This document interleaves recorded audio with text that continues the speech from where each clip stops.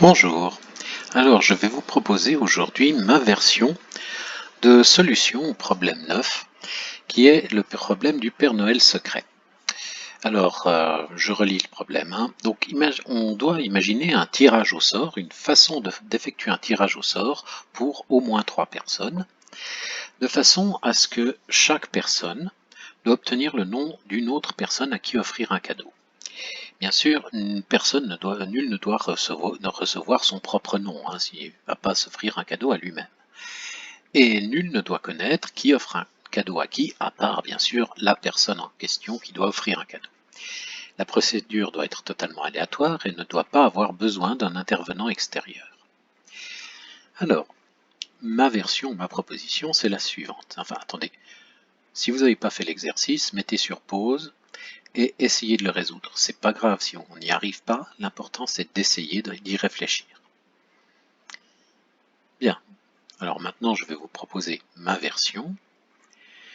Donc une solution, ça consiste déjà à créer un dérangement. Et on pourrait essayer de créer un dérangement par récurrence. Si on sait le faire pour 3 personnes, à ce moment-là, on le saura le faire pour un nombre quelconque de personnes. Donc imaginons, pour 3 personnes, on verra qu'il y a une petite adaptation à faire. Donc imaginons qu'il y ait au moins 4 personnes. Donc on va disposer une table dans une pièce et chaque personne va écrire son nom sur un billet.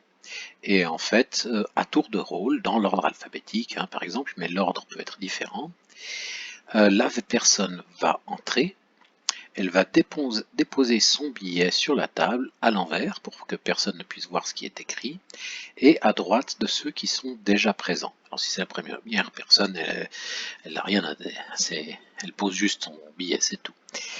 Ensuite, elle va permuter son billet avec un autre quelconque qui est déjà là. Et ensuite, elle sort, puis c'est la personne suivante qui va revenir, etc. À la fin, une fois qu'on a disposé tous ces billets, qu'on a fait ces échanges, chaque personne va entrer dans le même ordre et prendre le billet le plus à gauche. C'est-à-dire, s'il n'y avait pas eu de permutation, elle reprendrait le sien. Mais en fait, il y a eu une permutation obligatoire et du coup, elle ne va pas prendre le sien. Alors, par exemple, pour 4 personnes, au départ, la personne A entre, elle dépose son billet. Ensuite, c'est B qui va entrer. Et la seule possibilité pour B, c'est de permuter avec A. Donc ensuite, quand B va sortir, on va se retrouver avec BA. Puis ensuite, c'est C. Et C va se trouver avec, va poser son billet, puis permuter. Il peut permuter qu'avec les deux précédents. Donc on aura la situation CAB ou BCA. C'est déjà que des dérangements, hein, à chaque étape. Ensuite, D va entrer et il va permuter son billet avec un des 3 précédents. Donc ça donnera les 6 dérangements possibles. On sait qu'il y a exactement 6 dérangements et en fonction de ce que D va faire, tout va fonctionner à merveille. Alors, le truc, c'est que bien sûr, D ne sait pas ce qui s'est passé précédemment, donc il ne sait pas si on est dans la position CAB ou BCA. Il n'a aucun moyen de savoir, sauf qu'il sait bien sûr que le premier n'est pas A, hein. Alors, pour 3 personnes, il faut adapter la chose.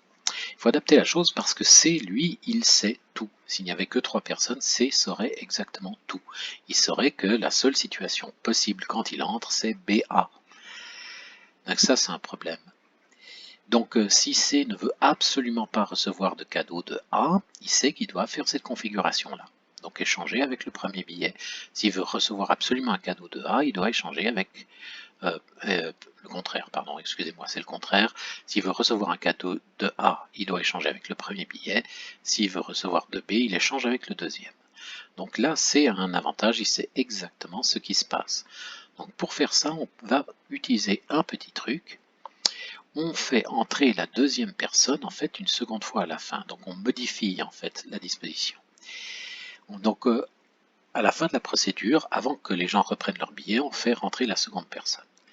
Et la seconde personne, elle peut échanger les billets soit au premier coup, et donc faire BA, soit au deuxième, et donc laisser AB à la deuxième partie, mais BA ensuite.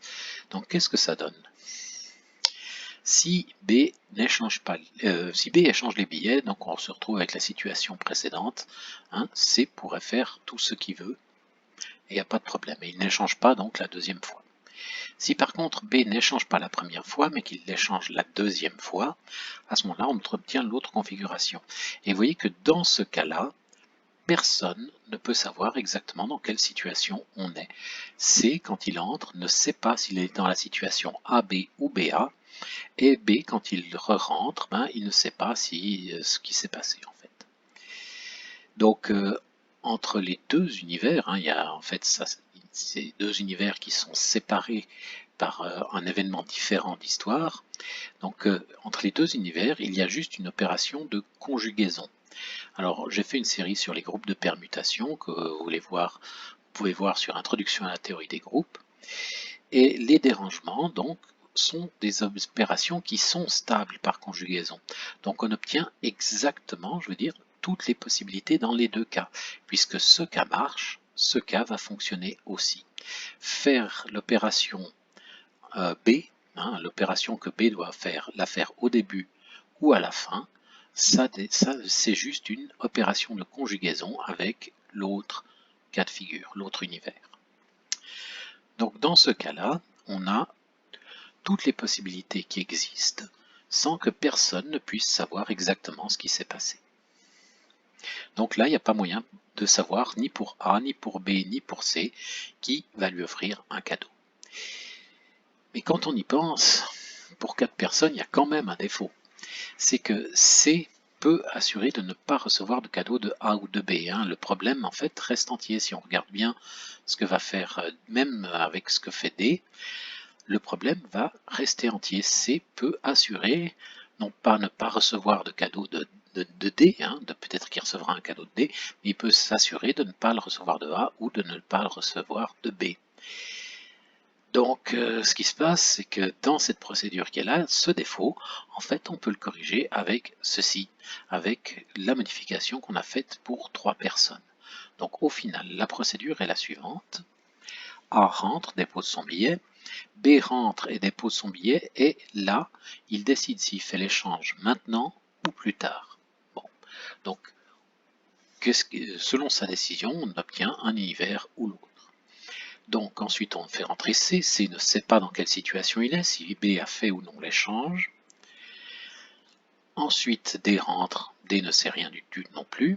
Et finalement B rentre, et si B n'a pas fait l'échange la première fois, il le fait maintenant. Et si B a fait l'échange la première fois, il ne touche à rien.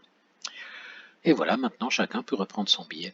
Et on s'aperçoit qu'en effet on obtient tous les dérangements dans les deux cas, sans que ni A, ni B, ni C, ni D puissent savoir exactement qui va lui donner un cadeau. Et pourquoi c'est ici que ce soit des dérangements, c'est normal parce qu'on les a construits par récurrence. Seulement dans ce cas, il y avait le défaut que C pouvait savoir ce qui se passait. Mais grâce au choix supplémentaire qu'on a donné à B, ici on obtient des conjugaisons de ces opérations-là, donc aussi des dérangements. Et à ce moment-là, il n'y a plus moyen de savoir qui a fait quoi. Voilà, donc ça c'est une méthode qui va fonctionner. Et c'est une méthode que je trouve très simple. Elle est un tout petit peu compliquée pour l'esprit parce qu'elle fait intervenir donc le groupe des permutations dans la notion de conjugaison, mais avec un peu de bon sens, on s'aperçoit que ça va marcher. Mathématiquement, ça fonctionne. La justification est peut-être un peu dure, mais elle fonctionne.